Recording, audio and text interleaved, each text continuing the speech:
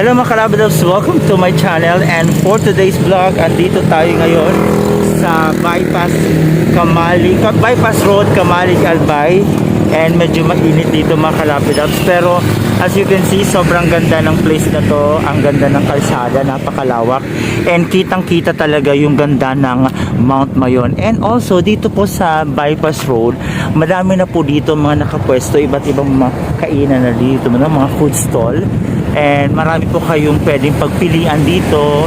And sobrang medyo mainit lang ngayon na dahil masyado pang maagang, medyo mainit lang, pero I think ito ay perfect place pa rin, no? Kung gusto yung kumain ng mga iba't ibang foods, mayroon dito available sa Bypass Road at dito located yan sa Camalig Albay. So maya maya meron tayong gagawing food vlog sa isang stall dito, pero for the meantime ipapakita ko sa inyo yung mismong mga available stall dito sa Bypass Road.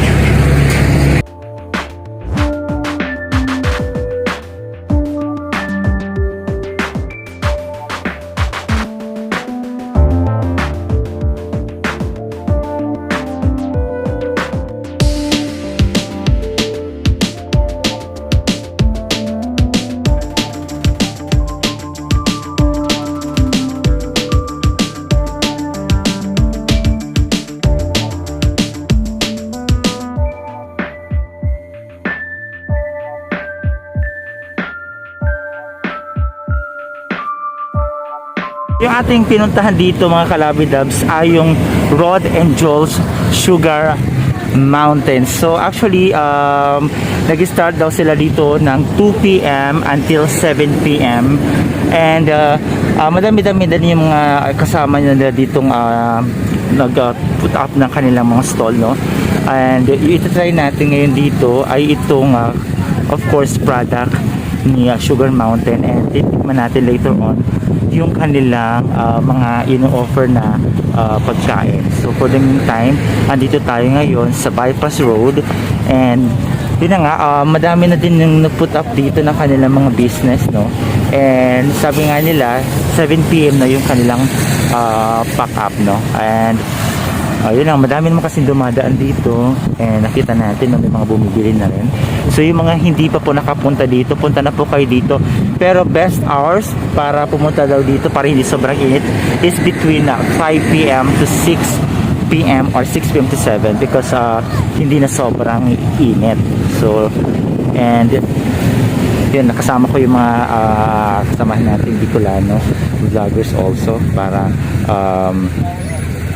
i-try yung mga ino-offer na items ni Sugar Mountain. So for now, nagre-ready po sila nung kanilang kasi kakarating lang nila. And eto man yung kanilang here sa Rod and Jol'S Sugar Mountain. So nagre-ready pa lang sila ng mga halabdol. So ayan, as you can see, may mga different ino-offer din sila. So meron sila mga brownies, no? Ayan. So meron silang mga Sugar Mountain, yung mga yema, choco yema cake. So yun ang mga ino-offer nila.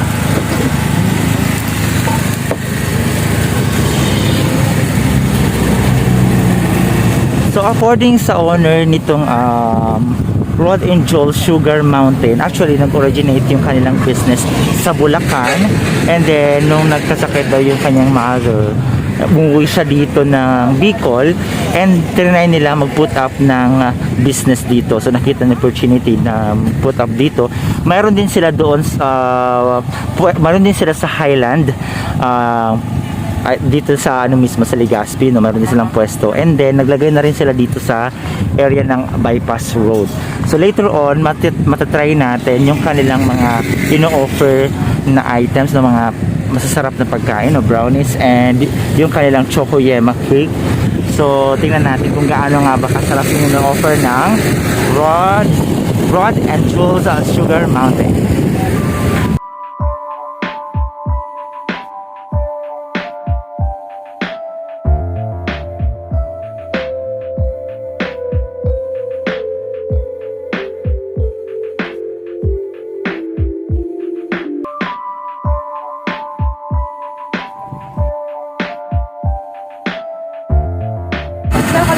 Masarap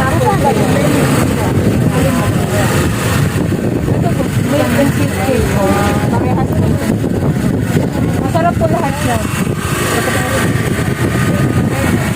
Ewan ko doon sa asawa ko. Yun ang pinangalan.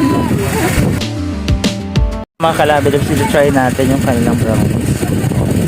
Marami na yung dala ko. Binigyan na kami ng mas titik mo naman kasama ko. So let's try yung kanilang Sugar Mountain brownies. Na-enjoy mo. Ay, so hi ma'am, thank you very much.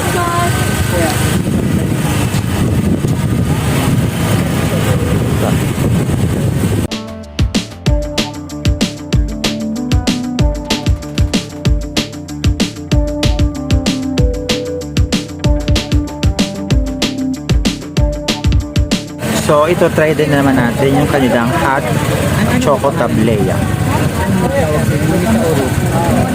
Chocolate Tabrilia. Tabrilia?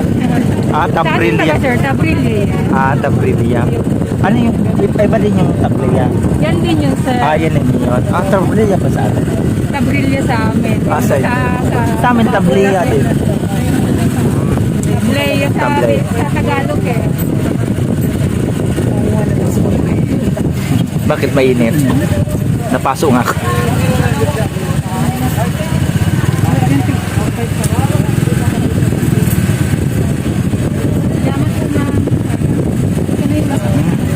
Ay,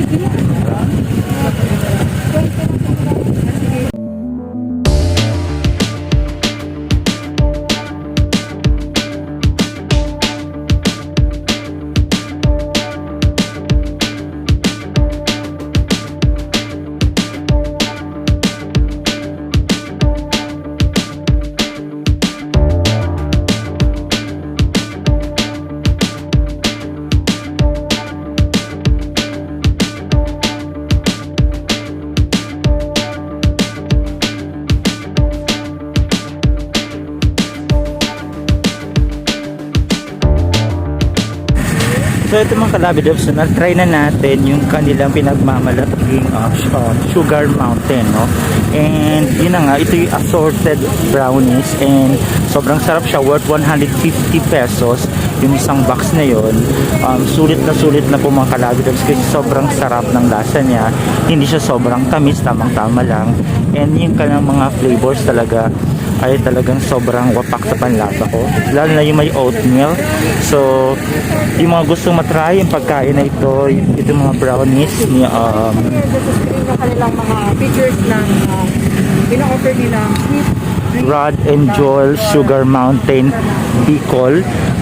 Try nyo na po yan dito sa Camalig Albay, located dito sa Bypass Road. Also meron din sila sa Highland na pwesto, pero ito yung bago nilang pwesto dito, and yun na nga, sobrang sarap ng kanilang mga brownies. Kaya ano pang hinihintay nyo mga kalabidabs, puntahan nyo na ang Rod and Jol'S Sugar Mountain Bicol.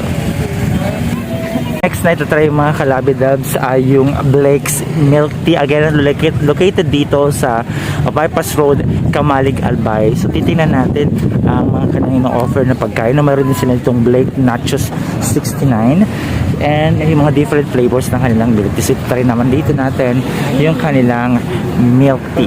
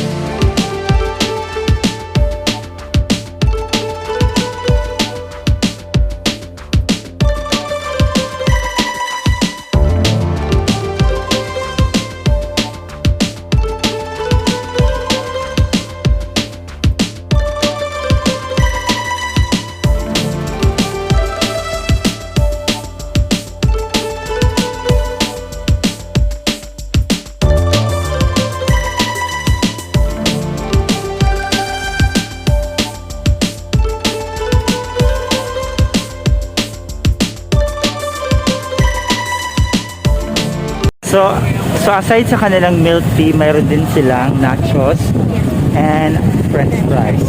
So ito sa kasama ko si ate. And what time po kayo nag-open? 2 p.m. 2 p.m. until? 7. So 2 p.m. until 7, dito lamang yan sa Bypass Road, Camalig Albay. Again, aside sa kanilang milk tea, mayroon silang nachos and french fries. So flavor ng french fries is barbecue, cheese. Original, tapos sorting po. Okay. So cheese, barbecue, original, and sour cream. So, yung mga gustong matry po yung kanilang mga item, yung kanilang mga paninda, ayan, punta po kayo dito again sa Camalig Albay, sa Bypass Road, at makikita ninyo dito yung kanilang pwesto yan. And open po sila ng 2 o'clock until 7 p.m. So ito mga kalabidabs, no, natikman ko na yung kanilang ino-offer ni milk tea. And ito yung flavor na to is may mango. So gusto ko yung lasa niya. And actually yung kanilang lasa tamang-tama lang yung tamis. So again, it's perfect sa mga mahilig po sa milk tea. Ayan, punta na po kayo dito sa Blake's Milk Tea located at Bypass Road, Camalig Albay.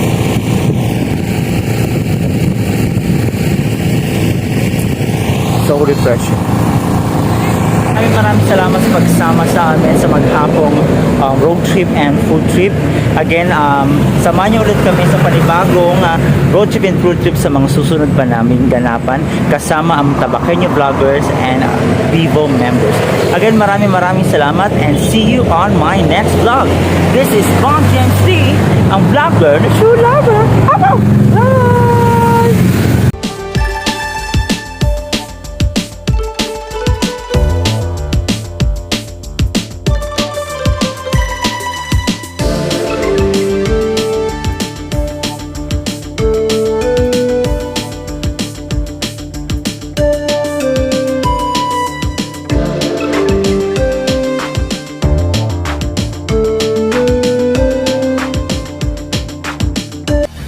Thanks for watching. For more latest videos, click here to subscribe.